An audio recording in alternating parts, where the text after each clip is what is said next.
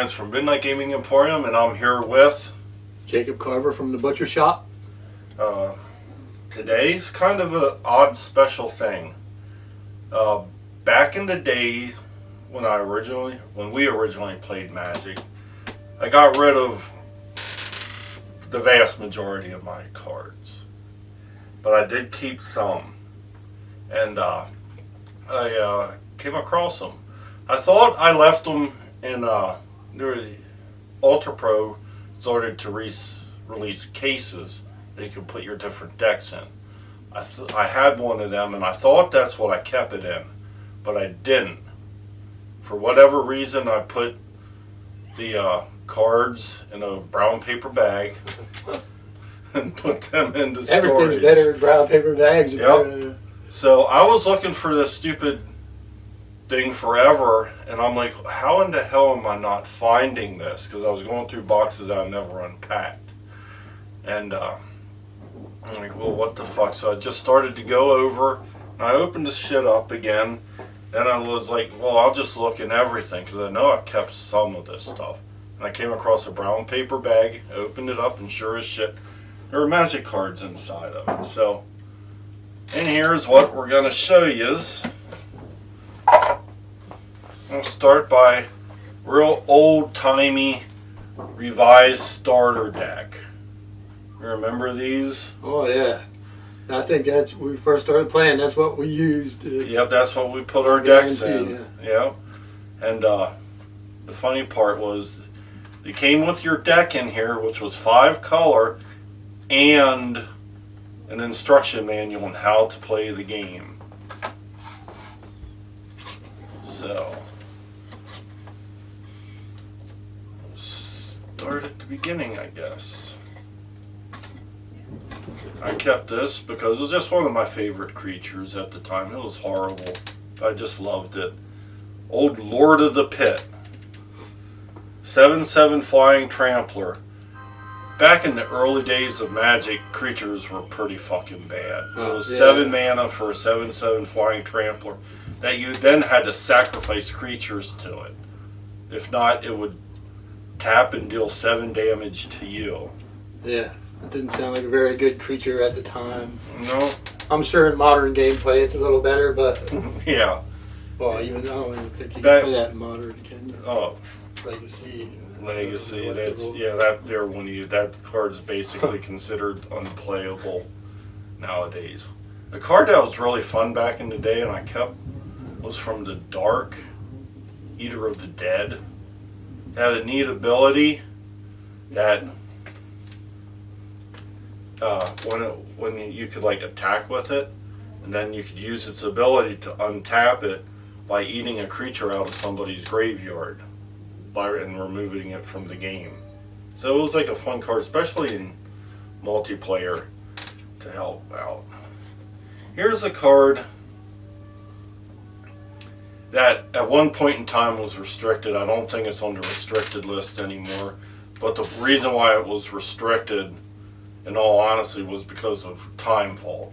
Now it's Copy Artifact. When it's an enchantment, blue enchantment that comes out on the field, it copies an artifact. You can select any artifact and copy it. And what it was with Time Vault was you tapped it and you could take an extra turn. To untap it, you had to skip your next turn. So what you would do is you'd put the Time Vault out, then you'd copy artifact, copy art, copy out. So you could take multiple turns in a row. And hopefully win yeah. So that's basically why this card got restricted, and well, eventually it came off. I think it came off the list because they did eventually ban Time Vault, which was probably a good idea because Time Vault was kind of a busted card. It's kind of a neat card. You want to show that? Oh yeah, this is Land Tax. That's the pimp card because it definitely looks like a pimp. That's an awesome card, and I guess during your upkeep, if an opponent controls more land than you, you may search your library and remove 3 basic lands and put them into your hand and then reshuffle. But yeah, that's definitely the artwork on that's cool. Yeah. This is one of those cards never really got played much, but it got put on the never will be reprinted list, so the price kind of jumped up. That was a Brain Geyser. 2 blue and X, draw X cards. Had like really neat artwork with the brain on it. Never really played it much, tried it a little bit. It wasn't very anything fantastic or anything. Here's a card that they tried to, after removing Time Walk, they tried to remake it in different forms. So here's the red version of it, called Final Fortune. It was 2 red mana, and this was an instant. You get to take an extra turn, but if at the end of that turn you lose the game. So you basically is a 1-turn shot to win the game. So you better win in that turn, of course. And here's, I have 1 black border from Legends and 3 white borders. I think they were from that was from 6. I think this was from 4 is when they came in. Either 4 or 5. I can't remember. But it was Winds of Change. Basically, each player shuffles their hands into their libraries, then draws the same number of cards that they had in. So if you had 4 cards in your hand, you shuffle those 4 cards into your library and draw 4 different cards. Not quite, it was basically, they tried to fix Wheel of Fortune is what they tried to do. You want to do this? Oh yeah, this was one of my cards back in the day, Yawgmoth's Will. Until the end of the turn, you may play cards in your graveyard as though they were in your hand. Cards put into your graveyard this turn are removed from the game instead. So that's a good way to fetch shit out of your graveyard, and I always thought that card was pretty cool. And the artwork is, I don't know Kind what the of fuck it is. interesting. It's definitely interesting artwork. Next card is a legendary land from Urza's. You may know it. It's a Talarian Academy. It's a restricted card. All deuce of them. Tap, add blue to your mana for each artifact you control. What could possibly be broken about that?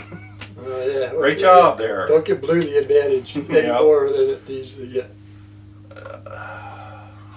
Oh, look, now we're getting into some of the more expensive cards. We got Mox Diamond. I think this was the first Mox they did after they removed the original 5 from the set. Still broken.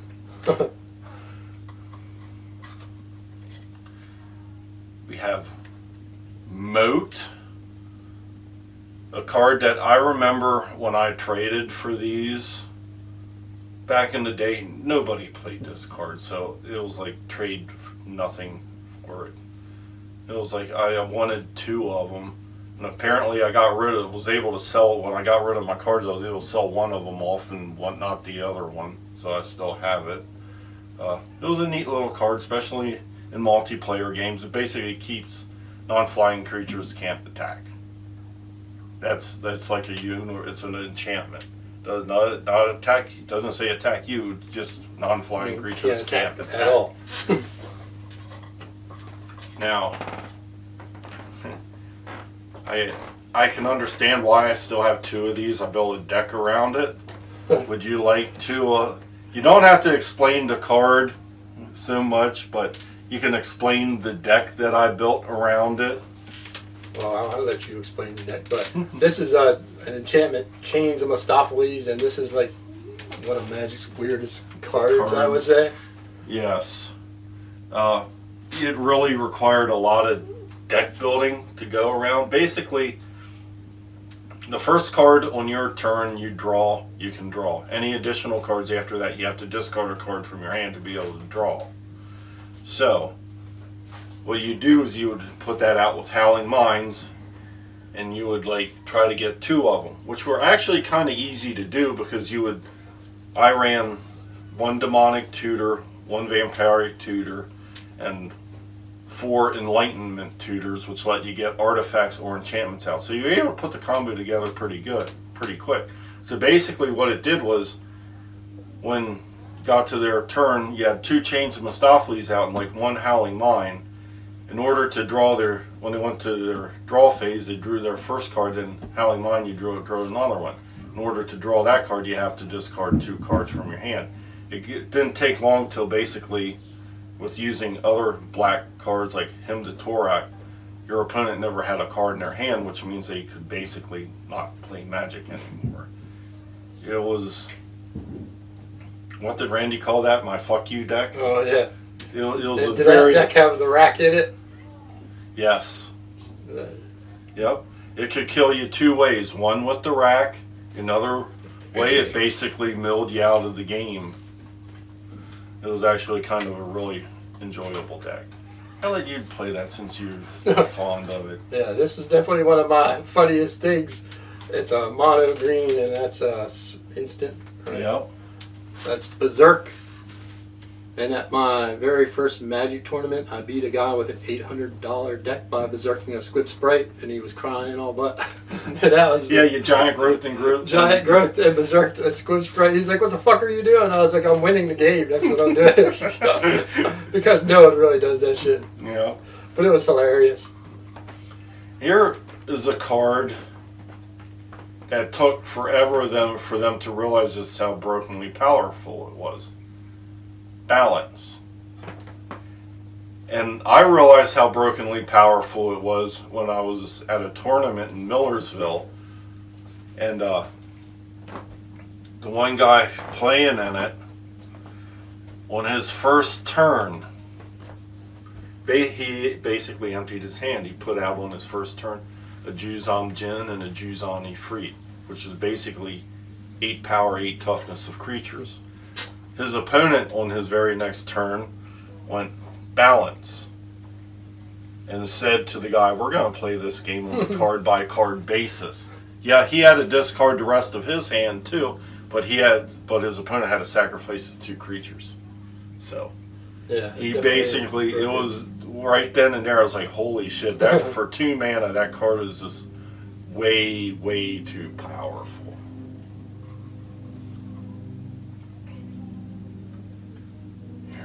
Do that. Basically, that's another time walk. That's their one. I think that's their first attempt at a time walk. Yeah, and this is a sorcery time spiral. Yeah, remove time spiral from the game. Each player shuffles his or her graveyard into his hand in a library and draws 7 cards and untap 6 land. Well, you untap 6 land. Yeah. So yeah, that's pretty cool. Yeah, that was not time walk. That was their first attempt at Time Twister, but they managed to make one even worse. Here I have, apparently, when I was getting out, this is another Urza's card, and I know these, I purchased these, I know I did, or maybe 3 of them or something like that, but I was going to build a deck around it, a memory jar. You sacrifice it, each player sets aside his or her hand and draws 7 new cards. At the end of your turn, each player discards what's left in their hand and takes their original hand back. I knew I was, because I also had 2 of these Yawgmoth Wills and also had these, I was working on something stupid. I don't know what, but I was definitely working on something stupid again. Probably something to try to beat Chains of Mistopheles' deck as being the most annoying deck I ever made. Speaking of Enlightenment Tutor, here's one of them. Search your library for artifact or enchantment. And that's the original one from, I guess it was Mirage. Yeah, it's Mirage. I'll let you do this one. Serendip Jim from... That's from Arabian Nights. Yep. Serendip Jin. And to be honest, out of all these cards shown here, 5/6 flyer. Yep. Out of all these cards shown here, because of how small the print run was, that is beyond any doubt probably the rarest card sitting here. Just because of how small the print run of Arabian Nights was. And I'm actually surprised that this card had It's hard to read. It's freaking stupid. But you have to I think you have to sacrifice an island. It's like it's 2 blue and 2 others for a 5/6 flyer. You have to sacrifice an island during your upkeep, or it dies, or it deals damage to you. I mean, it's another. Back in the days, just like Magic was supposed to be about slinging spells, not creatures. And so creatures back in the day were just freaking horrible. Yeah, the majority of them were. They were just freaking horrible. And speaking of Wheel of Fortune, here's a couple of them. Discard your hand, draw 7 new cards. Yeah, that's not broken at all. No. For 3 mana. New hand. Here. And I think this is definitely Magic staple. Yeah, it's still printed to this day. Printed. And that's a this 1 is mana the artifact, cool one. and that's Soul Ring. Yeah, this is the original. So all you Commander players, if you don't have this version of Soul Ring in your deck sucks. I'm just pointing at that. Cool. Yeah, you're not part of the cool kids. Here, and I got enough of these to share. Definitely, I think this card is This is iconic to one the of game. my favorite artworks Yep. for a Magic card. And I got to tell you something. Before I played this card, I was a non-smoking, non-drinking Christian. And then after I played this card, I turned pure evil. It's Demonic Tutor. Demonic Tutor, definitely the artwork on this card is fucking cool as shit. Because I tutored up something evil, and that turned me into what I am today. Here's something else we can share the joy of. Wow, there's a lot of them. I don't even know how many I'm giving you. I have 5. I got 6. 6. So I have 11 of them. Feast your eyes. I have to do it the cool way too. I don't. The original. The original dual lands. Dual Not land. all of them. Just what I had left from what I sold off. You have Bayou, right? Yep. Bayou. Bayou and Tundra. I have 4 Tundras. 2 Bayous, 4 Tundras. I have a Badlands, an Underground Sea, a Savannah, and 2 Tropical Islands. Yeah, the font on these cards are very, very hard to read, especially for us old fucks. Yep, because they were not very bright. Yeah. Unlike the cards now, they actually darkened the border up so the weight sticks out more. Yeah, the font is definitely not the greatest. No. Okay, I'll give you the cool one to show because that's actually an unlimited. And this one's a revised. Got Fork. Fork you. Yep, Fork you. This is definitely a cool card. Yep. It was, I don't know if it's, I don't think it's restricted because they actually made different versions of it. Yeah. But this was restricted back in the day because of Time Walk and Regrowth. You could fork Time Walks and Regrowths to create frickin' 20 frickin' turns in a row. So yeah, so it's just basically copy an instant or sorcery. Yeah. So I got the last 2 cards. Which one do you want to show? I'll do this one. Okay. Is that the Chromium Dragon? Yes, it is. There we go. The Chromium Dragon. From Legends. The Cold Border. Yeah. Yep. Yeah, that was oddly, that was one of the rare staple creatures in a lot of decks back in the day. 7/7 flying with Rampage 2. Yeah. And the final card I'll show, not the most expensive, not the most flamboyant or anything, because there's actually made cards after this actually more powerful than this, but it's probably one of the more comical cards. It's E = MC². Eureka. Eureka! Basically, you and your opponent can put any permanent you have into play until you run out of permanents in your hand to play for 4 mana. Like I said, it's actually been done after this and better, like Omniscience, but it's just awesome. The whole E equals MC squared. And the final thing I'm going to show, it's a Magic card.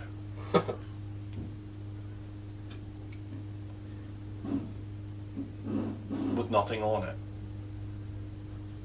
Is this a misprint? No, it's not actually a misprint. Since Magic has different rarities, they have to keep the amount of each card at a specific number. And to do that, sometimes when they do their printing sheets, they have to put blank filler cards in so they can keep their numbers straight. This card, when it gets cut, is supposed to go into trash. Every now and again, because a human error exists, it makes it down through into a pack. I remember, I don't know what set this was.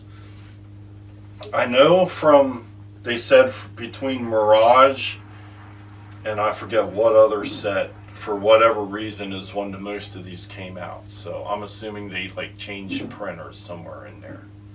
So, but I do remember opening a set of cards up, seeing this, going, "What the fuck is this?"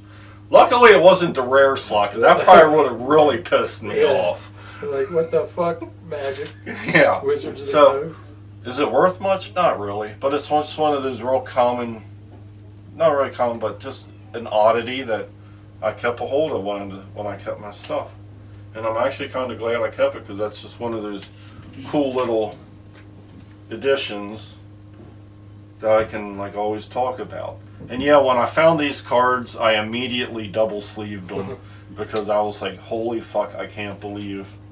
And the prices of some of these just, I mean, like this, to change the Mistopheles are about $2,000 each. The same with the moats, about 1,500 or so. The dual land, I don't understand the price of these dual lands, because you and I both know this. When we played, when you went to Magic tournaments, people had their trade binders, and everybody, their first 4 pages of their trade binders were just piles and piles of dual lands. So did everybody just throw their freaking dual lands into trash? I just don't get it. They're just not that rare. They were readily available back in the day. Yeah, I just don't get it. Again, Demonic Tutor, one of my all-time favorite cards. Soul Ring, again, if you're not cool in Commander unless you have the original Soul Ring. Seriously, don't think you're cool if you don't have it, because you're not. And also, I'm going to bring it like with the moats and stuff. Back in the day, and I'll just do it with the dual lands. If you look online now, the dual lands have different values. All the cards do. But back in the day when you traded and say, I wanted to buy you, I'll trade you for that buy you. And the person goes, oh, cool, okay. I needed a Badlands. I'll trade you this Badlands for this buy you. Also, because people trade rares for rares, uncommons for uncommons. Not except for that one guy we won't talk about, the whole black lace thing. Yeah. We'll let that idiot just... Or we won't talk about people trading for squib sprites, candelabras and such. Yeah. The funniest story we ever heard when we got into it was the guy had a black... No, he traded... The guy opened in a pack of cards with the Black Lotus. And he traded the Black Lotus for a Black Vice. He never got another Black Lotus ever again. But he did get a Black Vice. Yeah. A fair trade there. Yeah. Trade. All together, it's kind of like, for me with this game, it's kind of like a love-hate thing. And who knows, Ned, maybe I'll be in your shop and trade you one of these cards for a booster box of Strixhaven. Who knows? This is Brian from Midnight's Gaming Emporium, Jacob Carter from the Butcher Shop. signing out. No Maskers.